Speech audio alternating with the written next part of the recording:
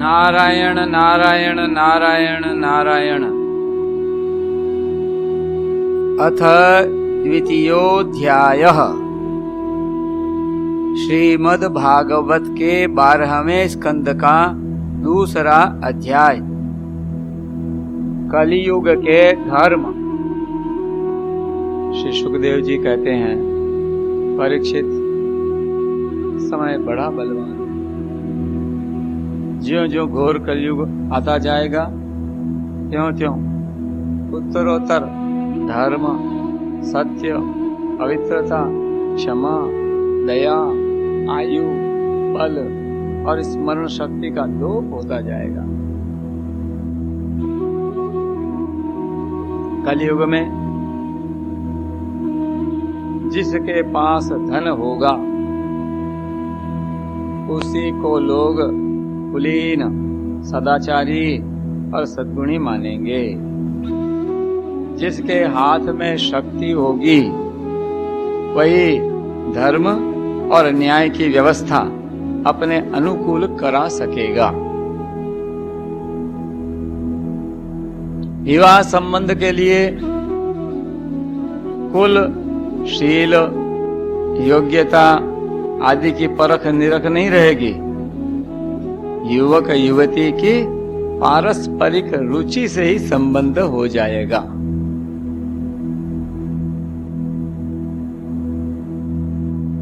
व्यवहार की निपुणता सच्चाई और ईमानदारी में नहीं रहेगी। जो जितना छल कपट कर सकेगा वह उतना ही व्यवहार कुशल माना जाएगा।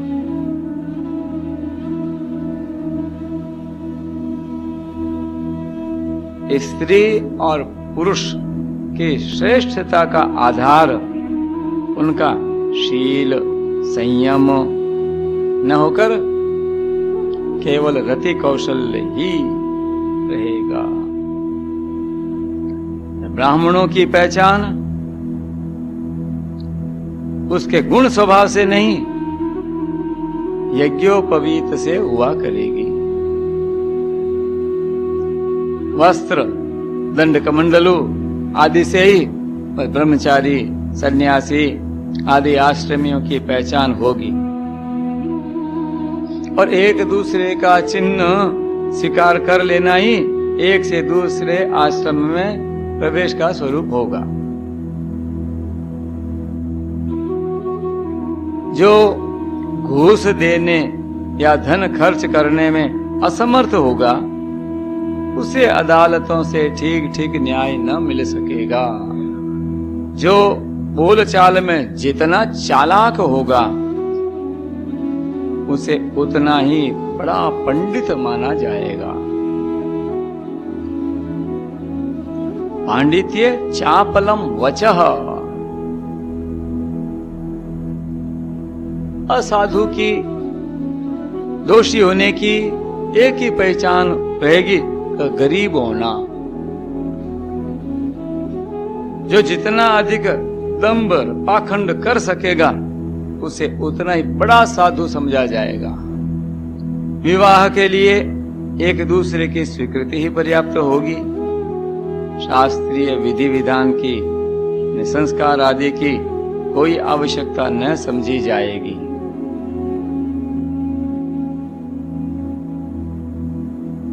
बाल आदि संवार कर कपड़े लत्ते से लैश हो जाना ही बस स्नान समझा जाएगा।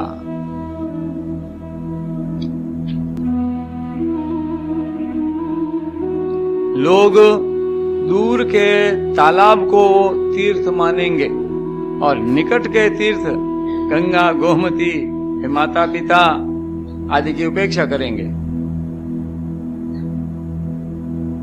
सिर पर बड़े बड़े बाल का कुल रखाना ही शारीरिक सौंदर्य का चिन्ह समझा जाएगा।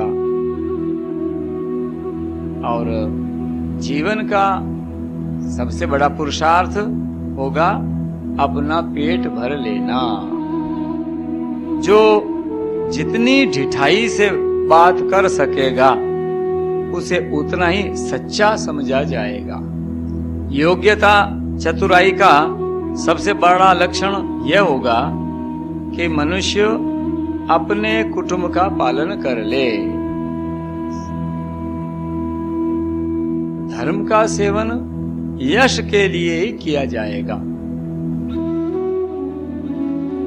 इस प्रकार जब सारी पृथ्वी पर दुष्टों का बोलबाला हो जाएगा, तब राजा होने का कोई नियम न रहेगा। ब्राह्मण, क्षत्रिय, वैश्य अथवा शूद्रों में जो बली होगा वही राजा बन बैठेगा। उस समय के ये नीच राजा अत्यंत निर्दय एवं क्रूर होंगे। लोभी तो इतने होंगे कि उनमें और लुटेरों में कोई अंतर न किया जा सकेगा। वे प्रजा की पूंजी एवं पत्नियों तक को छीन लेंगे। तो उनसे डरकर प्रजा पहाड़ों और जंगलों में भाग जाएगी।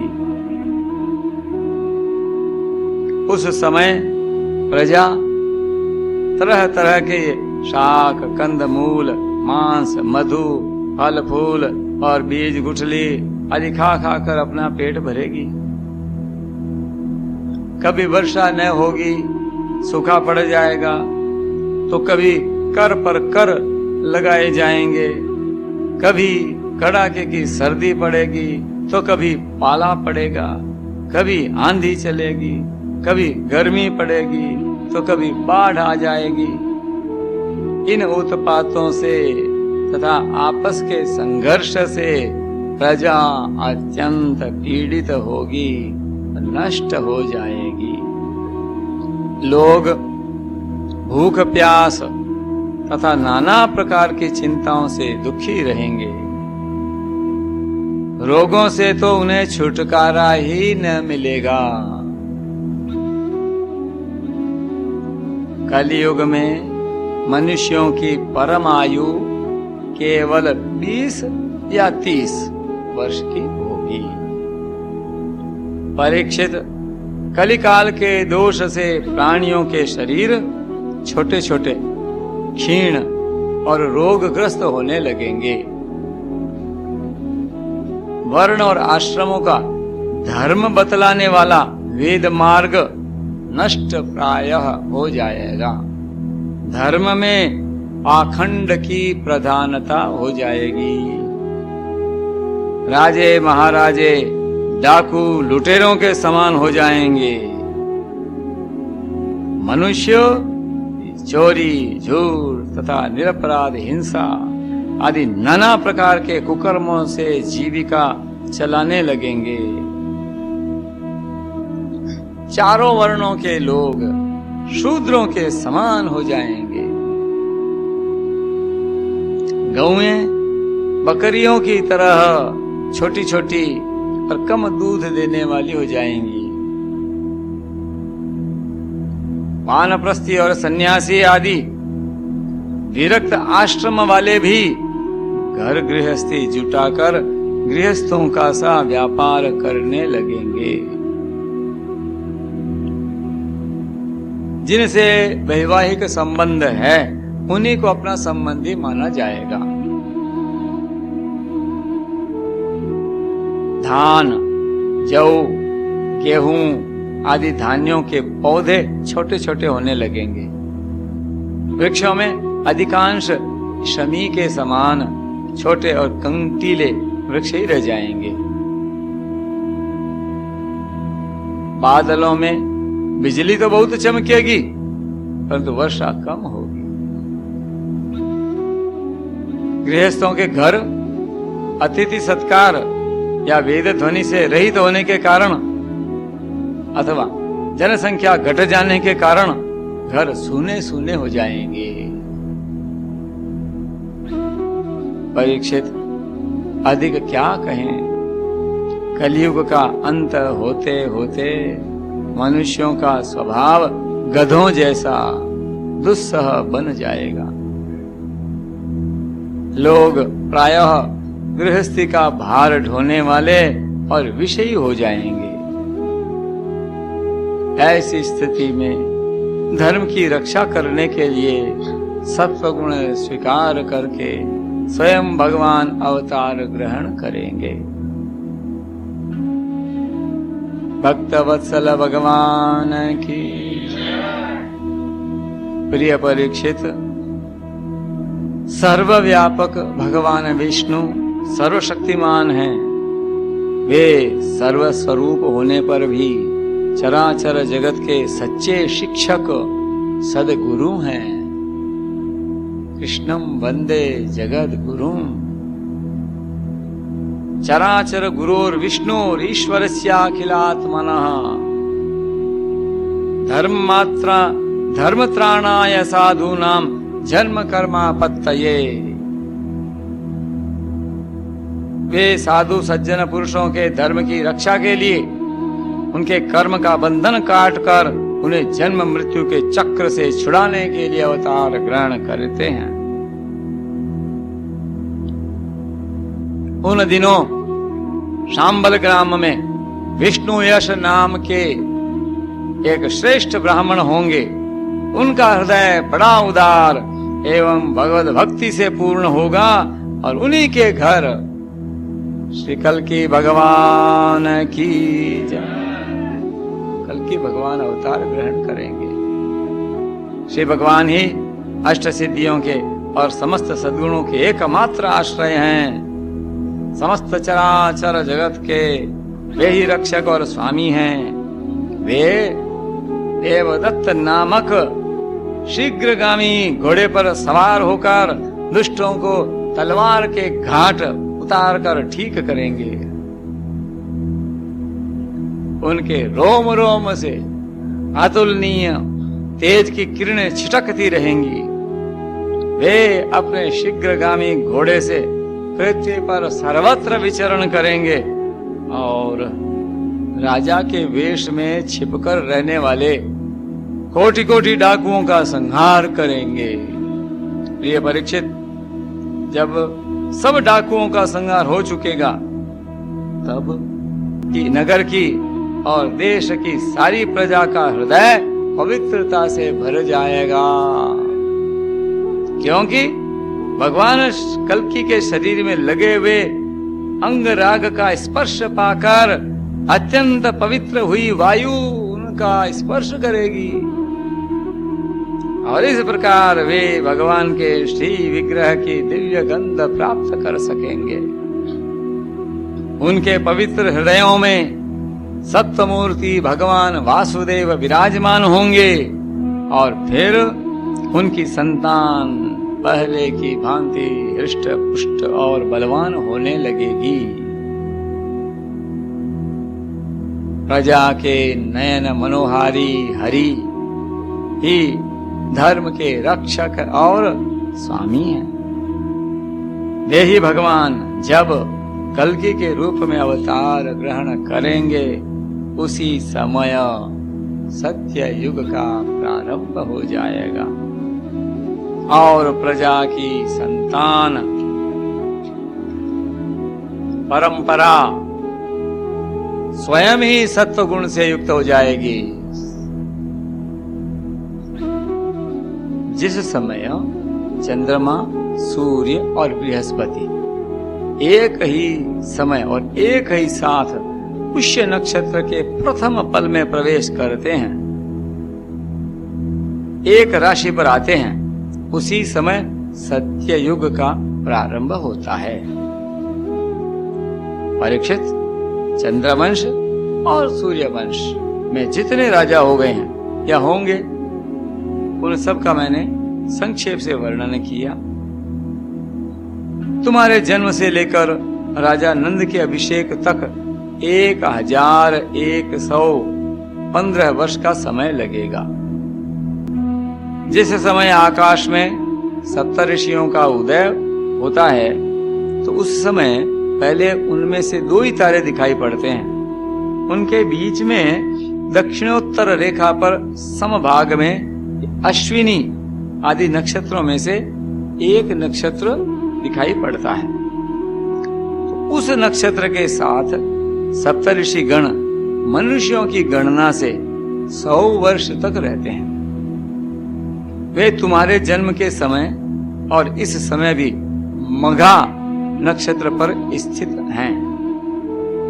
स्वयं सर्वव्यापक सर्वशक्तिमान भगवान ही शुद्ध सत्वमय विग्रह के साथ श्री कृष्ण के रूप में प्रकट हुए थे। वे जिस समय अपनी लीला संवरण करके परम धाम को पधार गए, उसी समय कलियुग ने संसार में प्रवेश किया। उसी के कारण मनुष्यों की मति गति पाप की ओर ढुलक गई। जब तक लक्ष्मीपति भगवान श्री कृष्ण अपने चरण कमलों से पृथ्वी का स्पर्श करते रहे, तब तक कलियुग पृथ्वी पर अपना पैर न जमा सका। परीक्षित, जिस समय सप्तऋषि मघा नक्षत्र पर विचरण करते रहते हैं, उसी समय कलियुग का आरंभ होता है। कलियुग की आयु देवताओं की वर्ष गणना से 1200 वर्ष की, अर्थात मनुष्यों की गणना के अनुसार 4,32,000 वर्ष की है। जिस समय सप्तऋषि मघा से चलकर पूर्वाषाढ़ा नक्षत्र में जा चुके होंगे, उस समय राजा नंद का राज्य रहेगा और तभी से कलियुग की वृद्धि शुरू होगी। पुरातत्ववेत्ता ऐतिहासिक विद्वानों का कहना है कि जिस दिन भगवान श्री कृष्ण ने अपने परम धाम को प्रयाण किया, उसी दिन उसी समय कलियुग का प्रारंभ हो गया। परीक्षित, जब देवताओं की वर्ष गणना के अनुसार 1000 वर्ष बीत चुकेंगे, तब कलियुग के अंतिम दिनों में फिर से कल्कि भगवान की कृपा से मनुष्यों के मन में सात्विकता का संचार होगा। लोग अपने वास्तविक स्वरूप को जान सकेंगे और तभी से सत्ययुग का प्रारंभ भी होगा। परीक्षित, मैंने तो तुमसे केवल मनुवंश का, सो भी संक्षेप से वर्णन किया है। जैसे मनुवंश की गणना होती है, वैसे ही प्रत्येक युग में ब्राह्मण, वैश्य और शूद्रों की वंश परंपरा समझनी चाहिए। राजन, जिन पुरुषों और महात्माओं का वर्णन मैंने तुमसे किया है, अब केवल नाम से ही उनकी पहचान होती है। अब वे नहीं है, केवल उनकी कथा रह गई है। अब उनकी कीर्ति ही पृथ्वी पर जहां तहां सुनने को मिलती है। भीष्म पितामह के पिता राजा शंतनु के भाई देवापी और इक्ष्वाकु वंशी मरु इस समय कलाप ग्राम में स्थित हैं। वे बहुत बड़े योग बल से युक्त हैं। कलयुग के अंत में कल्कि भगवान की आज्ञा से वे फिर यहाँ आएंगे और पहले की भांति ही वर्णाश्रम धर्म का विस्तार करेंगे। सत्ययुग, त्रेता, द्वापर और कलयुग, यही 4 युग हैं। ये पूर्वोक्त क्रम के अनुसार अपने अपने समय में पृथ्वी के प्राणियों पर अपना प्रभाव दिखाते रहते हैं। परीक्षित, मैंने तुमसे जिन राजाओं का वर्णन किया है, वे सब और उनके अतिरिक्त दूसरे राजा भी इस पृथ्वी को मेरी मेरी करते रहे, परंतु अंत में मरकर धूल में मिल गए। इस शरीर को भले ही कोई राजा कह ले, परंतु अंत में यह कीड़ा, विष्ठा अथवा राख के रूप में ही परिणत होगा, राख ही होकर रहेगा। इसी शरीर के या इसके संबंधियों के लिए जो किसी भी प्राणी को सताता है, वह न तो अपना स्वार्थ जानता है और न तो परमार्थ, क्योंकि प्राणियों को सताना तो नरक का द्वार है। कृमि विड भस्म संज्ञान्ते राजा नाम्नोपि यस्य च भूत द्रुक तत्कृते स्वार्थम किम वेद निरयो यतः। वे लोग यही सोचा करते हैं कि मेरे दादा परदादा इस अखंड भूमंडल का शासन करते थे, अब यह मेरे अधीन किस प्रकार रहे और मेरे बाद मेरे बेटे पोते मेरे वंशज किस प्रकार इसका उपभोग करें। वे मूर्ख इस आग, पानी और मिट्टी के शरीर को अपना आपा मान बैठते हैं और बड़े अभिमान के साथ डींग हाँकते हैं कि यह पृथ्वी मेरी है। अंत में वे शरीर और पृथ्वी दोनों को छोड़कर स्वयं ही अदृश्य हो जाते हैं। प्रिय परीक्षित, जो नरपति बड़े उत्साह और बल पौरुष से इस पृथ्वी के उपभोग में लगे रहे, उन सबको काल ने अपने विकराल गाल में धर दबाया। अब केवल इतिहास में उनकी कहानी ही शेष रह गई है। सच्चिदानंद भगवान की जय। नारायण नारायण।